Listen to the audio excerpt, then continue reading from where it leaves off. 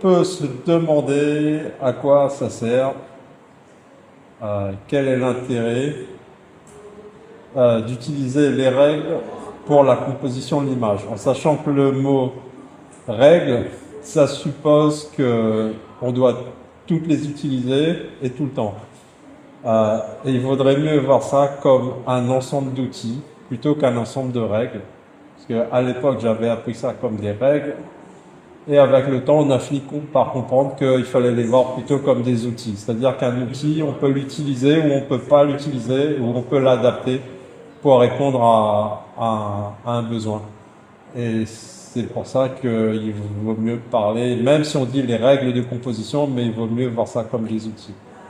Donc, à quoi ça peut servir? On va dire que ça va servir à deux choses.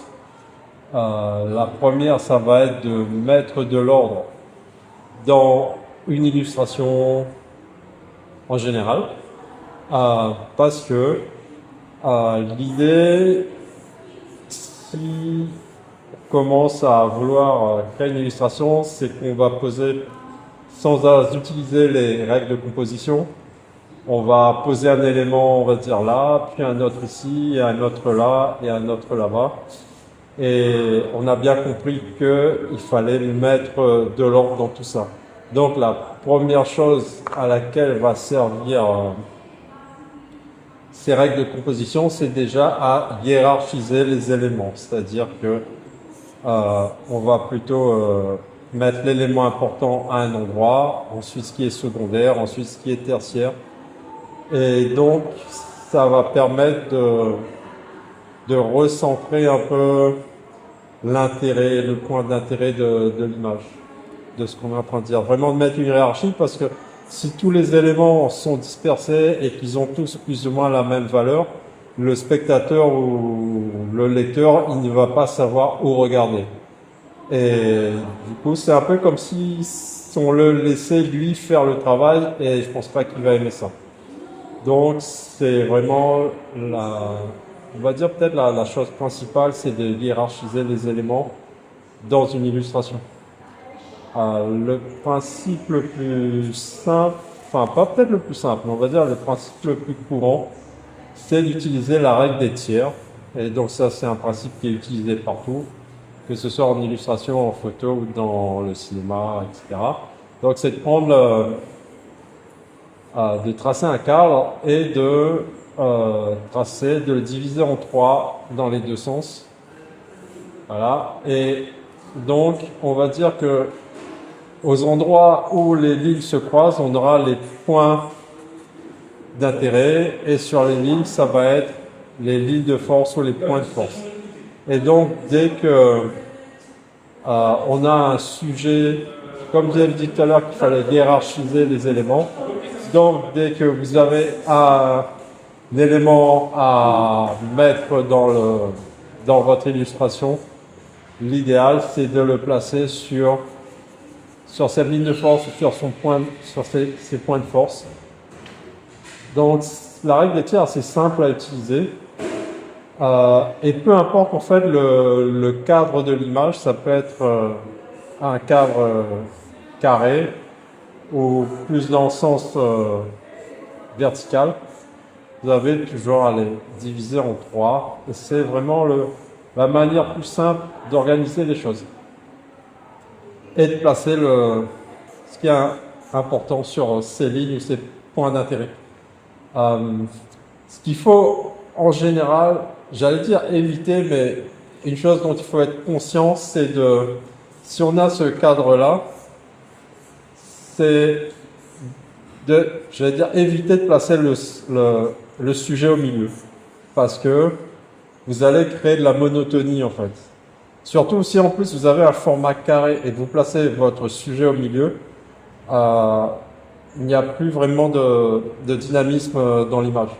Donc tout est vraiment centré vers le milieu, et vous avez le même espace en fait ici et là, et donc ça manque un peu de dynamisme.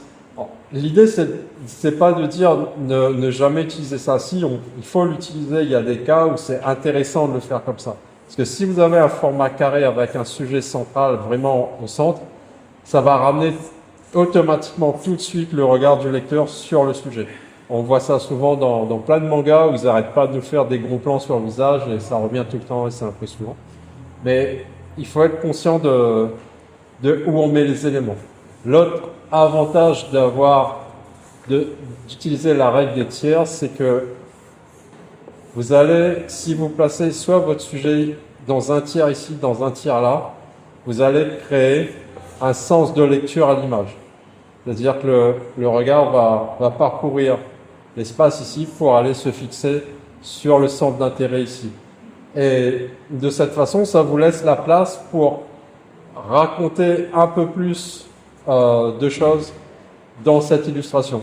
Donc ça peut être un personnage agent de guerrier ici, vous pouvez laisser une épée brisée là, vous pouvez mettre autre chose derrière, et donc vous allez pouvoir mieux utiliser le sens de lecture de l'image, qui est de gauche à droite. Donc,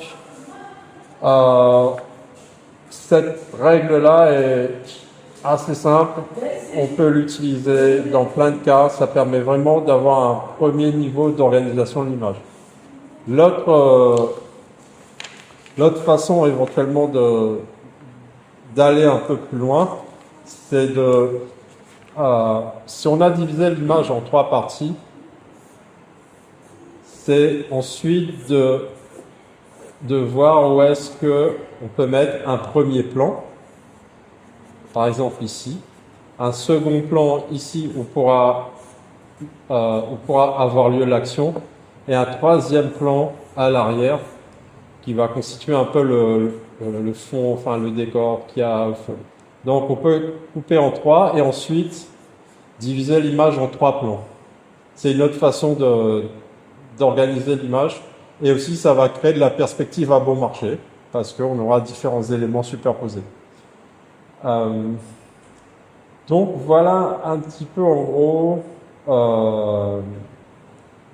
ces deux façons de composer l'image. Alors, on a vu la règle des tiers et le fait de diviser l'image en différents plans. Et l'autre chose à laquelle on doit penser, c'est à faire circuler le regard du lecteur ou du spectateur dans l'image. Il est admis en général que le regard du lecteur avait tendance à entrer par le bas de l'image à gauche et à ensuite aller se balader dans l'image. D'une certaine façon, c'est un peu une convention. C'est admis. Moi, personnellement, je ne suis pas forcément convaincu, mais c'est ce qui est admis. Et donc, comme je disais, l'idée, c'est que le regard du spectateur se promène dans l'image. Et ce qu'il faut éviter à ce moment-là, une fois qu'on a un peu pensé à nos problèmes de tiers et de différents plans, c'est par exemple, l'image va inviter le lecteur à rentrer ici. Et on a tendance, par exemple, à placer un élément de décor ici, par exemple, dire un arbre, de manière à ce que le regard du lecteur va venir buter là et revenir à l'intérieur de l'image. Ce qu'on essaye d'éviter en général, c'est que le regard du lecteur quitte l'image. D'accord ? Et même si on a plusieurs éléments à placer dans le cadre, ce qu'on peut faire, c'est, si on a cette image-là, d'avoir par exemple, on va dire un arbre plus grand ici, un arbre de taille moyenne ici, et un arbre de plus petite taille là. Voilà, on va dire que ça c'est des arbres. Et donc, ce que va faire le regard du spectateur, c'est de venir là, d'entrer là, de buter là et de repartir ici. Peut-être l'erreur à ne pas faire. L'erreur à ne pas faire, c'est je vais le dessiner, c'est d'avoir un élément assez grand ici, un moyen ici et un plus petit là. Ce qui se passe là, c'est que le regard du spectateur va partir directement là-bas. L'idée, c'est de garder le cas numéro 1 et de faire en sorte que le regard du lecteur va revenir à l'intérieur de l'image. Et donc, c'est vraiment la chose à penser au niveau de la composition. Une autre petite chose à retenir aussi, c'est que dès que vous placez, si vous avez un paysage avec un décor, si vous placez un élément vivant dans ce décor, le regard du lecteur va automatiquement aller vers l'être humain ou l'animal que vous avez placé dans le décor.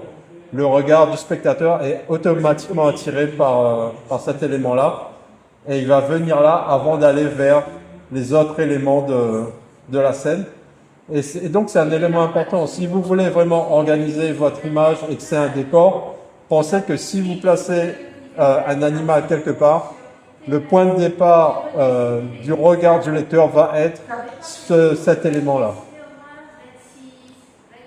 L'autre chose qui découle de ça, c'est que sans aller dans des cas assez simples comme ça, dès que vous avez des éléments à organiser, tous les éléments que vous placez dans une scène doivent ramener vers l'élément central. D'accord? Ce qui veut dire que tous les éléments que vous placez dans votre décor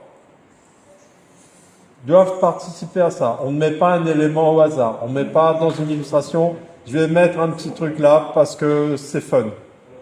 Non, il faut vraiment essayer de le penser dès le départ pour que tous les éléments s'intègrent dans l'image et participent à mettre en valeur le sujet principal.